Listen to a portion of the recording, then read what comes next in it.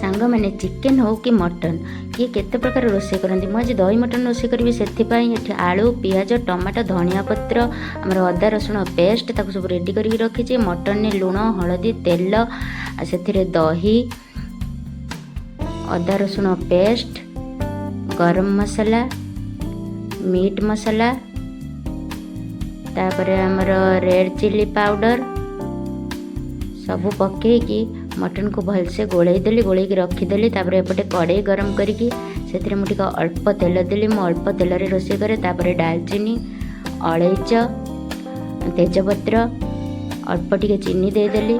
एबे हमर कलर आसीगला से पियाज को ऐड करदेली पियाज को भलसे भाजीदेली।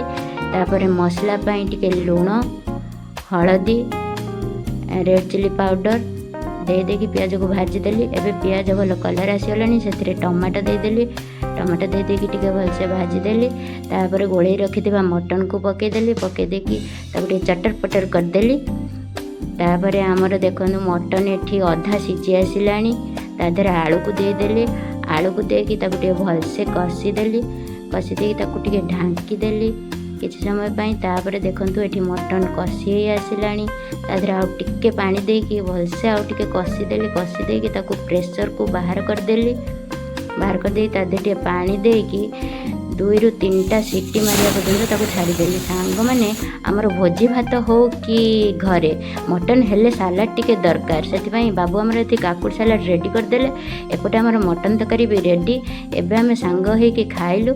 देखो पूरा टेस्टी लगुच पूरा बास्ना भी भल आसुची पूरा टेस्टी होइची। आपण माने टिके सब्सक्राइब करिवे आ लाइक शेयर भी करिवे। रोहुची जय साईराम।